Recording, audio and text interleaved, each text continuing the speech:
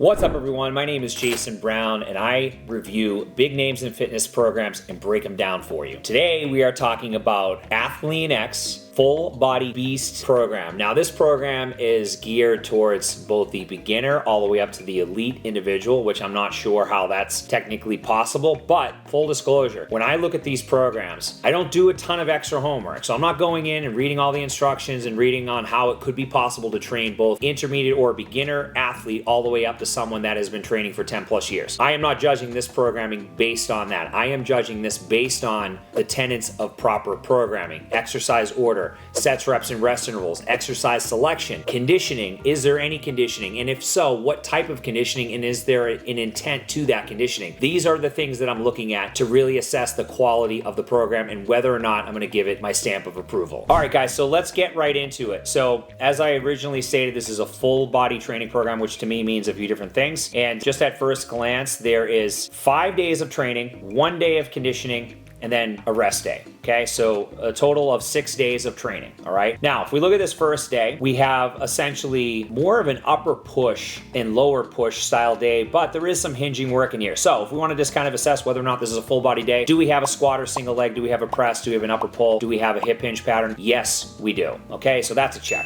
Now, as far as how this is structured, he has dumbbell or barbell bench press, and then he's doing everything as one exercise at a time. And at the top, he is recommended that you rest 60 to 90 seconds between sets. That could be an issue depending on what we're doing. So let's look at this first movement. We are doing barbell or dumbbell bench with a 4 to 6 RM for 2 sets. And resting 60 to 90 seconds, to me, that would not be nearly enough rest, especially with that type of loading. Having someone do 2 sets with a 4 to 6 RM would essentially mean that we're having them do, let's say, 3, 4, maybe even 5 sets, depending on how strong someone is, to get to that 4 to 6 RM. Definitely a relatively heavy load. We're going to need longer rest intervals. And if someone is going to sub dumbbell, maybe that's the concession that you make if you're a beginner using dumbbells. I'm not sure how you would do a 4 to 6 RM. Okay, most people probably don't have a 1 rep max for their dumbbell work. And if someone is strong, that might not be something they have access to. They might not have access to 120 pound dumbbells. And of course, there are exceptions to this. If we're thinking about a beginner, maybe that wouldn't even qualify. However, for most people, trying to do a 4 to 6 RM with dumbbells would be a mismatch. So barbell would definitely be a better choice. And again, 2 sets with a 4 to 6 RM with 60 to 90 seconds rest is not enough rest. Okay, so let's move on to the next exercise. We've got an accessory movement for the triceps, which would make sense coming after our bench press work. Triceps are a primary mover with a bench and do have a big carryover when you build your triceps to bringing up your bench press. He has you doing lying dumbbell or easy bar tricep extensions with a 4 to 6 RM. Again, kind of a mismatch. You're not probably going to have a rep max for a movement like that.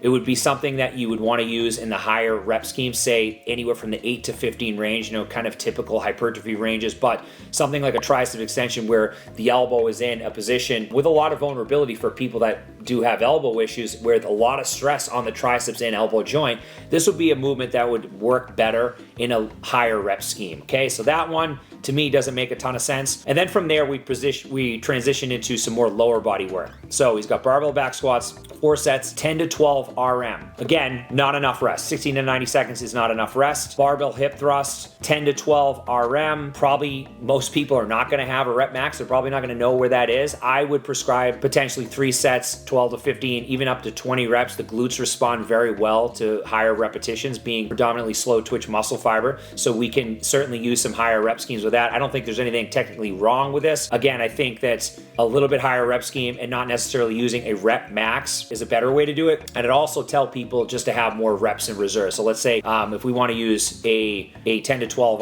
RM load, we could essentially use something that has 2 to 3 reps in the tank and have people get a little bit closer. So just for me, a little bit of confusion there, and I think there could be some confusion on the end user's part. Overall, nothing really wrong here. Barbell back squats, I would definitely increase that rest interval, especially with something at 10 to 12 RM. That's going to be fairly challenging and going to put people in a position where they're going to need upwards of 3 minutes rest. Barbell hip thrust, I would go 90 seconds to 2 minutes rest. And then we go into some single arm pulley rows where he has you doing a ladder, and it's a ladder of 15, 10, and 5 reps.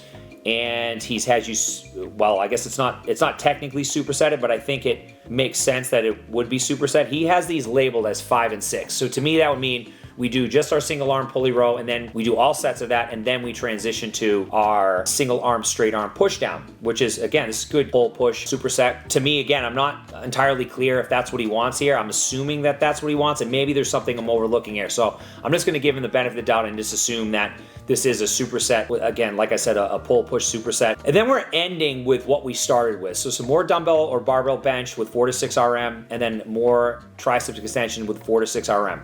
And I'm not sure if the intent there is just to gain some more volume. If you're doing 2 hard sets with a 4 to 6 RM, which 4 to 6 RM is going to be fairly intense. Not sure why you would need this again to come at the end of the session. And especially by this point here, I've already done 1, 2, 3, 4. I've done 4 exercises. So I've already done 4 exercises after my bench press and my triceps work. And now I'm going back into that. So if you think about this kind of just from just a logical perspective, if you did all this other work after your bench and triceps work, and then you go into bench and triceps work again, you're probably not going to be as warm as you would have been had you just done this, let's just say 4 sets of each earlier in the session. So that's what I would have done. I would have done 4 sets of each, at least just to clean up this session. That's how I would have done it. I wouldn't have programmed it that way myself, but what I would do to make this session better, I would take these 2 at the end, bring them back to the beginning, make it 4 sets, and then not have it at the end of the session. Because again, I have to start the process over. I have to get warm again. I have to go through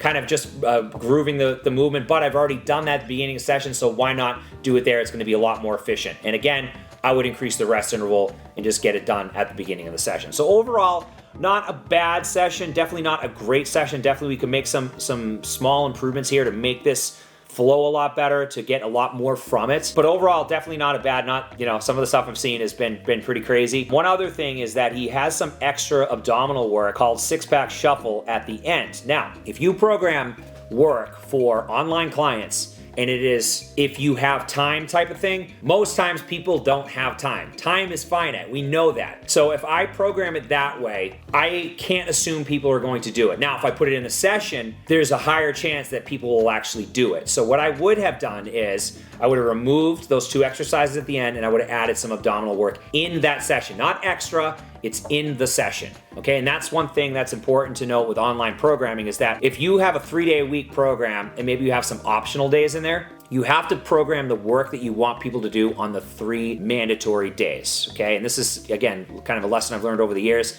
that extra stuff is oftentimes not done, and we can't assume that people are going to do it. So kind of just a little thing that I would make a change with, but overall, it's definitely good that it's there. Now let's transition to our next day, which is more of a pulling style day. We've got chin-ups, we've got dumbbell high pulls, and then we transition into some press work. So if we just want to check the boxes here and say, is this a full body day? Yes, it is. There's not technically any hip hinge work, but he does have some single leg work done here twice, dumbbell reverse sprinter lunges with some step ups. Again, very, very heavy on the upper body pulling, but he does balance it out with some push work. So it's not like he's biasing one aspect of the body, but there is no hinging. And maybe what's coming, I think, is the reason why there's no hinging. This is very similar programming to the review I did for Ryan Fisher. This is actually a better program than his, though. It is definitely more organized. I feel like there's a structure here. And again, he's got kind of the same organization going on. We've got weighted chins, same loading as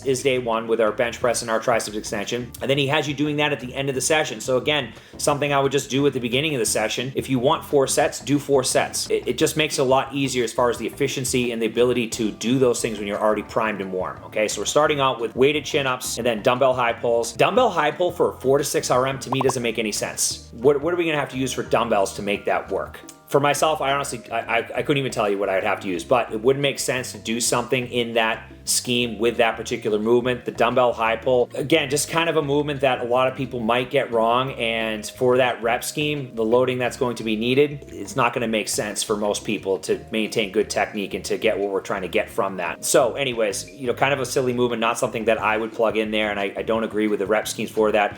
And again, he's got 60 to 90 seconds between sets. 4 to 6 RM, guys, not long enough. You have to rest longer if you want to use a true 4 to 6 RM. I don't care who you are or what your fitness level is. You need to rest longer if you're going to do a true 4 to 6 RM. If you're doing 4 to 6 RM, but it's actually really an 8 to 10 RM, I would still even rest longer, okay? So again, just something to note. Barbell overhead press, weighted dips, Same scheme as the day before where we did squats and we did hip thrusts. He's got 10 to 12 RM. And then he's got your ladder sequence again, this time dumbbell step-ups and dumbbell reverse sprinter lunge, which is an agonist superset. We're essentially doing the same musculature twice. And again, I'm not sure if it's a superset because it is labeled 5 and 6. So we're gonna assume that in this case, it's not a superset. And then you end again with that same sequence with your extra abdominal work, all right? So my feedback really is the same for this day as it is the day before. Some of the movements like the high pull are for me, not a great one for general fitness, not one that certainly wouldn't work well with that rep scheme either. So that's one I would potentially just throw out. Let's transition to day 3.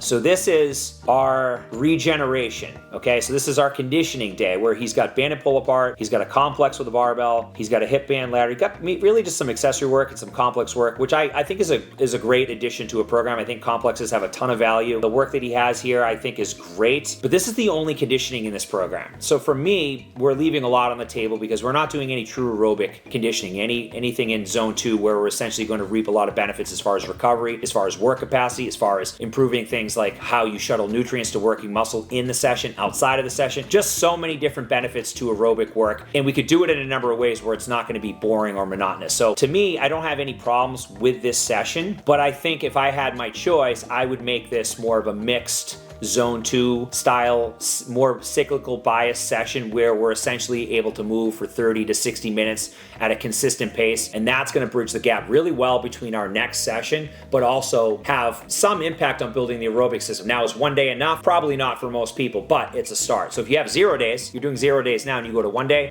will certainly move the needle. Now, at some point, the question is will it move the needle forever? Probably not. You will eventually need to add some more to that. And then he's got, again, that 6-pack shuffle at the end here, which again, I think that a lot of people would see this and they're like, all right, I got the main stuff done. Let's get the out of here. Let's get on with my day. And that's what we know to be true with people that have responsibilities in life, is that they've got a certain amount of time dedicated to training, and then whatever's extra might not be something that they can do. So I would, again, plug that stuff into the actual session. Now, so for our next full body workout, this is the 3rd full body workout of the week. We're focusing on the deadlift. And again, same sequence, which I like. I like the organization. I like that it's very, very uniform, where if I did day 1 and I went into day 2 and then to day 3 and it was very similar organization as far as the programming is concerned, to me as the end user, I'd say, okay, well, I understand what he's trying to do here, and I'm not going to have to look at my phone as much to understand what the intent is. Now, 60 to 90 seconds rest, still not enough, especially for the deadlift. We need more rest for this to work the way we want it to work, okay? So 4 to 6 RM, alternating barbell reverse lunge, 4 to 6 RM, and I'm going to guess that he's going to do that again at the end of the session. He does. Again, my feedback is really the same. I would put this at the beginning of the session. And then we've got some rows, we've got some barbell curls. Again, same sequence, 10 to 12 RM, and ladder, 3D crossover exercise I'm not really familiar with. It looks like more of a kind of a low or high to low rotation with a cable, which is a phenomenal core exercise just for anti-rotation and bracing the anterior core, but I don't think that's what he's using it for. And then an alternating bench press, again, ladder. Phenomenal movement. I love that pattern. I love alternating work like that. Really, my feedback is the same for this day as it was the others. Longer rest intervals. Get rid of the deadlift and alternating barbell reverse lunge at the end. I know he's just trying to add volume. That kind of what it seems like to me here. I would bring that back to the beginning and just do an extra set. And I don't think you're going to need a lot more sets. I think if you did three sets at a 4 to 6 RM, you're going to get what you need to do. Now, barbell reverse lunge for 4 to 6 RM, yes, you can do it. Tough to say for most people how that would go. For someone really strong, you could definitely get a big bang for the buck on that. I love training single leg patterns heavy, but for a lot of people, might be better off to have them in the 6 to 10 rep range where they can just kind of work on unilateral strength and ingraining good single leg pattern work. And that's probably going to be a better return on investment for most people. And again, I don't think you're going to need more than 3 sets. And that goes for the entire week. We had essentially 2 sets at the beginning of each of those 2 exercises and 2 sets at the end. If you did 3 sets of each with that loading, you're going to be in good shape. You're not going to need to do a whole lot more than that, especially if you're true to yourself with what that rep max is. 4 to 6, there's going to be a lot of mechanical tension. You're going to need a lot of rest between sets, and there is certainly some big benefits to doing that. So I think that is the direction I would go with it. And I don't think there's anything really like that jumps out to me with these days. It's like, oh my God, this is a terrible program. Like some of the programs I've seen, which I'll drop a link to one that I just did. If you guys didn't see it, that was one that was a good example of like what not not to do. This is an example of not necessarily what not to do, but there are just definitely some things that I would clean up and make the session go a lot better. Okay, moving on. So this is our rest day, and I believe, yeah, this is our 7th day. So overall, not a bad program. There are certainly things that I don't necessarily agree with. I think the rest intervals for the most part are way off. Now, 60 to 90 seconds between sets of some accessory work for the upper body, yes, you can definitely do it. There's some benefits as far as training density is concerned, but for a deadlift, for a squat, for a press, for our main lifts, if we're thinking about a heavy press, a heavy hinge, or a heavy squat, you need more rest. And that's just by way of what it is. You need more rest between sets. And I don't think I've said that enough on this video, but if you take anything from this, rest longer between those sets. Now, there's a lot of different ways that you can do full body training. I personally think, and this is, again, my own bias and a lot of my colleagues that I've worked with over the years, you can do a lot with 3 days. If you squat or single leg, hinge, push, pull, and do a loaded carry mixed in throughout the week with some core work, you can do a lot 3 days with just that template. Now, the other days, what do? We do aerobic conditioning. You do some cyclical work, an air bike, a air runner, a rower, a skier. You mix in some body weight. You mix in some loaded carry with that to bridge the gap kind of between the stuff that is not as fun.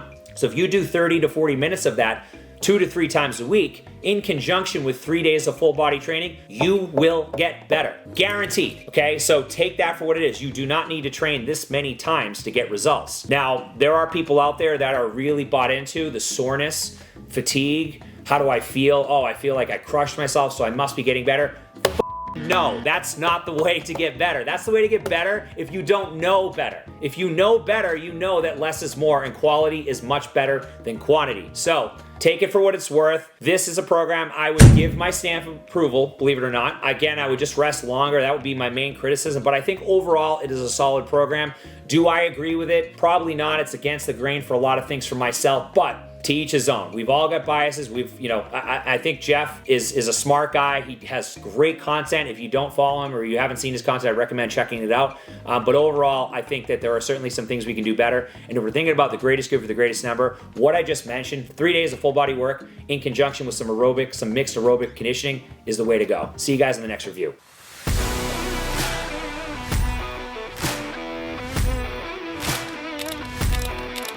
Best program available on the internet today. I think it's very difficult to find a trainer like Jason that... Since joining Everyday Heroes, I feel like I've stopped working out and actually started training.